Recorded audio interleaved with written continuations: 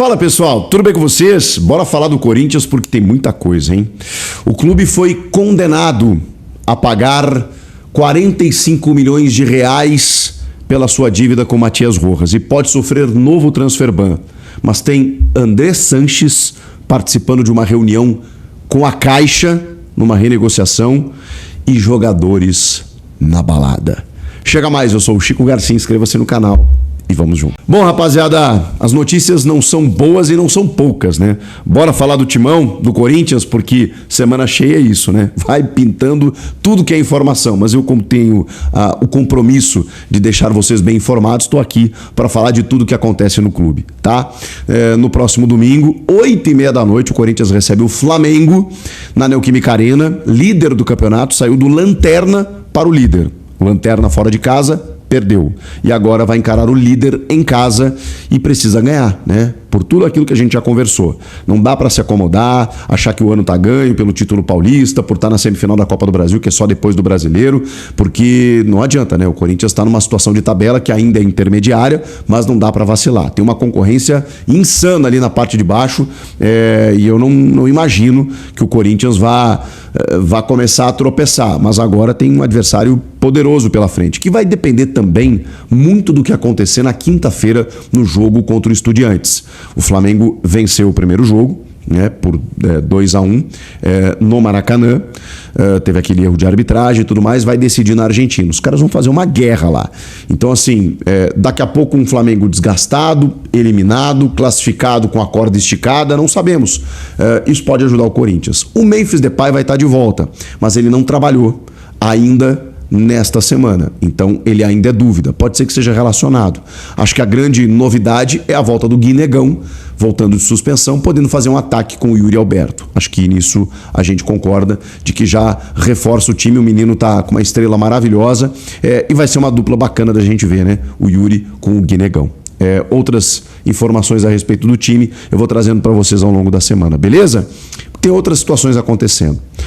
O clube foi condenado a algo que a gente já esperava e era temido, porque o Corinthians negociava com o staff do jogador nos bastidores para tentar evitar essa condenação. Mas ela aconteceu na Corte Arbitral do Esporte, no CAS, onde o Corinthians já tinha sido condenado, mas havia entrado com recurso. Agora não tem mais jeito. Inclusive, com o acréscimo de juros, aqueles 40 milhões de reais, todo o contrato do Matias Rojas, jogador paraguaio, contratado ainda na gestão do Willian Monteiro Alves, teria que ser pago até o fim do seu contrato, no valor de 40 milhões, acrescido de juros aí, 45 milhões de reais, o valor total. Informação inicial trazida pelo Pedro Ramiro aqui, vou dar o crédito para ele aqui.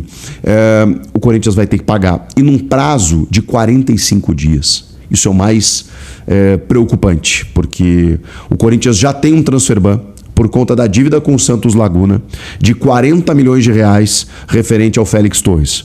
Esse valor o Corinthians não pagou, tentou parcelar, tentou negociar com o Santos Laguna, que foi irredutível. O Corinthians ofereceu até 70% do valor à vista, mais do que isso não podia, senão ia atrasar salário. Os caras não aceitaram. O Corinthians então foi na FIFA, tentando uma medida meio do bom senso, dizendo, cara, nós queremos pagar, mas o que eu tenho é isso, para a FIFA negociar com o Santos Laguna, e mesmo assim não deu jeito, para tentar derrubar o transfer ban antes do encerramento da janela. Isso não aconteceu, o transfer ban continuou, a janela encerrou, o Corinthians não conseguiu contratar mais ninguém, só o Vitinho antes do transfer ban, e agora, se ele não pagar em 45 dias esse valor referente ao Matias Rojas, e agora o clube vai tentar negociar mais uma vez com o staff do jogador um parcelamento, uma negociação para que eles acatem, e aí com isso o Corinthians tendo um documento de que o staff dele aceitou derrubar a possibilidade do transfer ban, né? Se isso não acontecer, em 45 dias outro transfer ban. Aí você vai me perguntar, tá, mas espera aí, a janela está fechada, o Corinthians não vai contratar ninguém, então não traz impacto nenhum, mais ou menos, porque o que acontece? A FIFA, ela tem as sanções para enfim, defender a sua responsabilidade financeira dos clubes, e ela permite, né, com que os clubes cheguem até a Corte Arbitral do Esporte e tudo mais para reivindicar os seus direitos, e tem lá no seu estatuto, no seu regulamento, algumas sanções. O transfer ban é uma delas.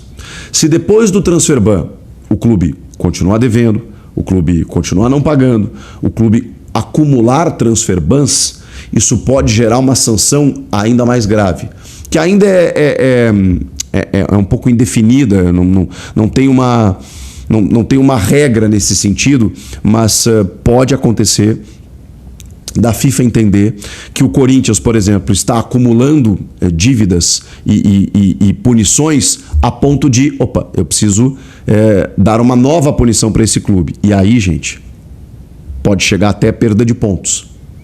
E depois da perda de pontos, pode ser até rebaixamento. Então, por mais que a gente entenda que não tem um prejuízo imediato, um impacto imediato, porque você não pode registrar jogadores, mas no momento a janela está fechada, você não precisa fazer isso mesmo. Então o Corinthians daqui a pouco poderia se preocupar só no final do ano, na janela de transferências de janeiro, porque aí sim, né? Você faz as contratações necessárias, você libera alguns jogadores, tem muitos em fim de contrato que você vai liberar, aquela coisa toda.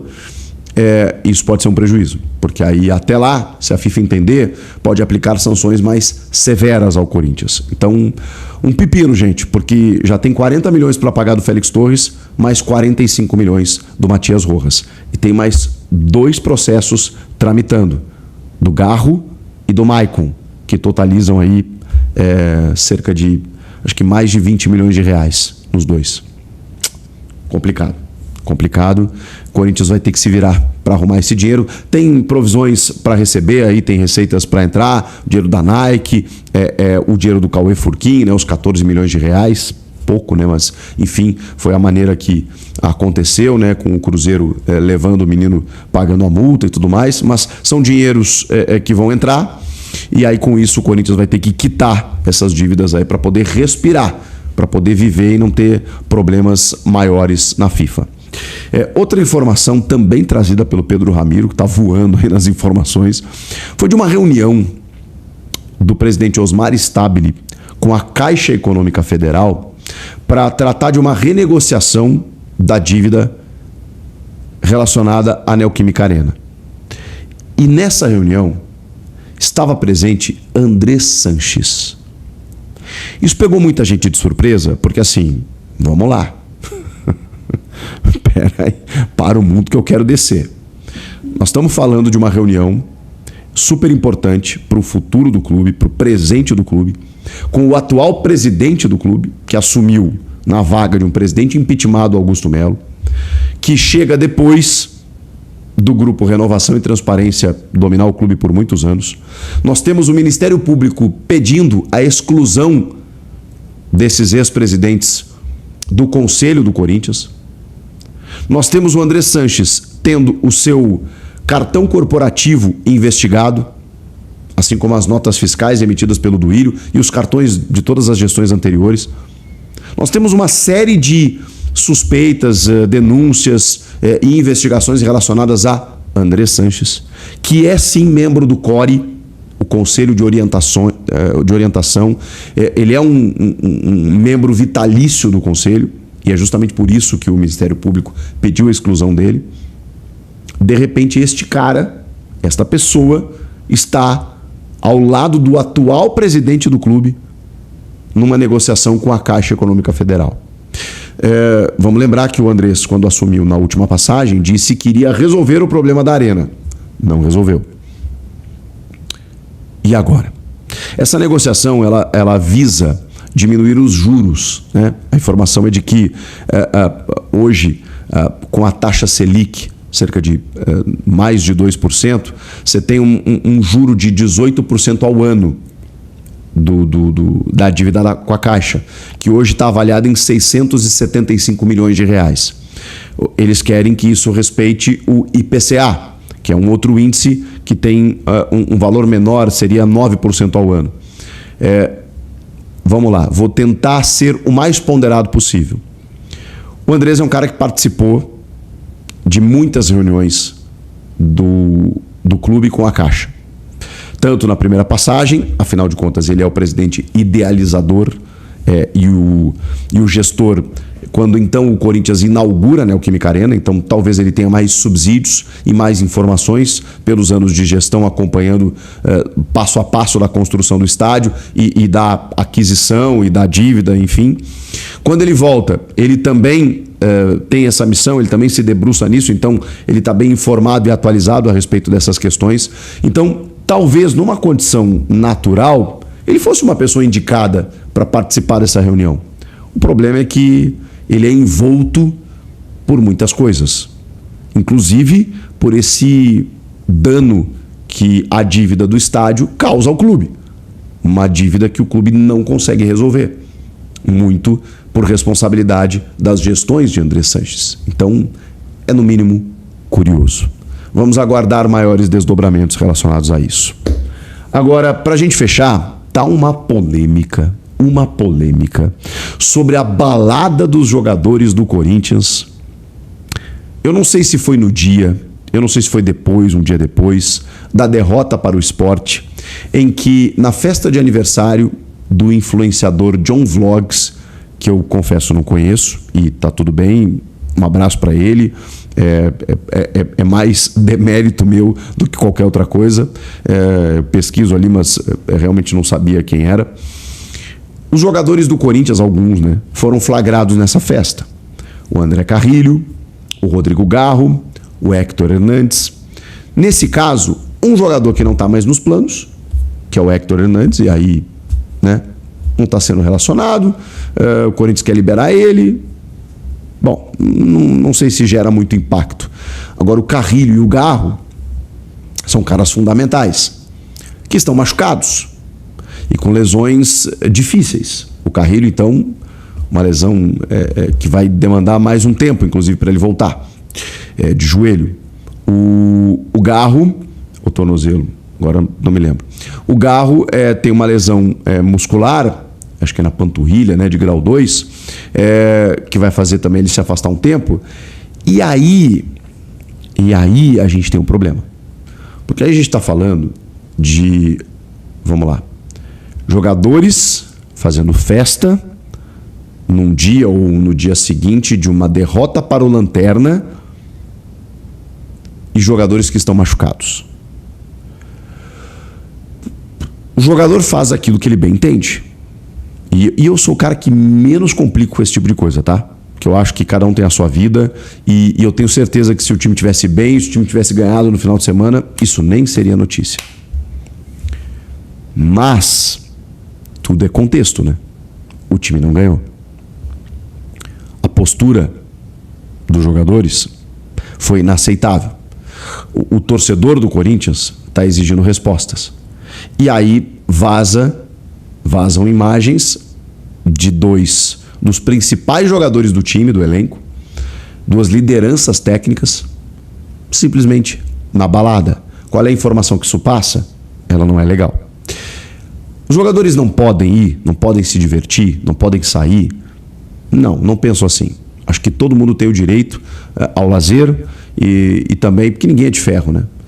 Mas tudo é o timing também, né? Talvez o dia não tenha sido mais adequado, porque aí você gera essa repercussão negativa com o torcedor. E, cara, esse é o ônus de você ganhar bem, de você jogar futebol, de você ser uma figura pública, de você representar uma torcida de 30 milhões de pessoas. Esse é o ônus. Você quer jogar no Corinthians?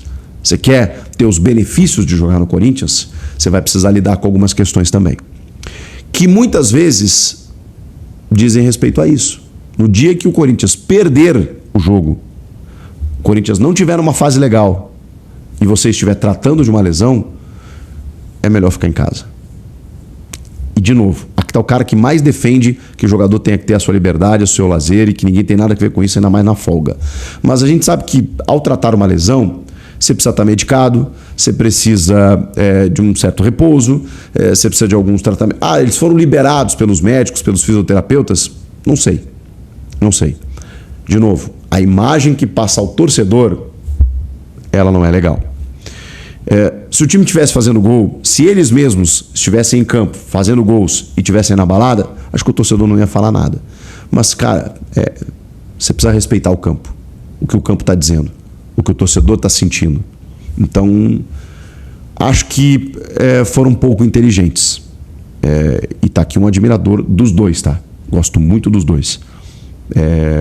Não só como jogadores, acho que como figuras para o clube eles são essenciais. Mas assumiram esse risco, né? Da crítica, da exposição, do questionamento. E aí não tem muito o que fazer. Aí eu nem tenho muito o que fazer. Vocês estavam com a carinha de vocês numa balada no dia que o Corinthians perdeu? Assume o rojão, rapaziada. O que vocês acharam disso? Quero ouvi-los. Comenta aqui, inscreva-se no canal e eu volto na próxima.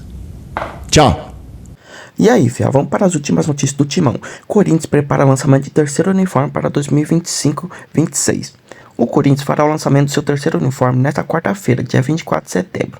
A vestimenta terá o preto como a cor predominante, com detalhes em laranja, e será produzida pela Nike. A comercialização estará disponível a partir das 10 horas, horário de Brasília, nas lojas oficiais do clube e no site da fornecedor de material esportivo. A estreia do uniforme deve acontecer já no próximo domingo, quando o Corinthians recebe o Flamengo, às 20h30 na Neoquímica Arena pela 25ª rodada do Brasileirão. Assim como nos últimos anos, o clube e a empresa norte-americana priorizaram os lançamentos de novos modelos nos confrontos contra a equipe carioca. O clássico das multidões movimenta as duas maiores torcidas do Brasil e atrai grande audiência. Inclusive, o uniforme titular da temporada 25-26 também faz a sua estreia em um jogo contra o Flamengo, no primeiro turno, quando o Timão foi goleado por 4-0 no Maracanã em 27 de abril. O novo uniforme fará parte da linha Total 90 da Nike, que abrange todos os outros clubes parceiros da fornecedora de materiais esportivos. Diferente do modelo 1 e 2, a camisa terá novamente o escudo do Corinthians no lado esquerdo do peito, enquanto o logotipo da Nike ficará ao lado direito, próximo ao omoplata. Os detalhes em laranja na parte frontal e traseira remetem ao estilo marcante da coleção Total 90 que fez sucesso em 2005. Deixe seu like e se inscreva no canal para não perder as próximas notícias do Corinthians.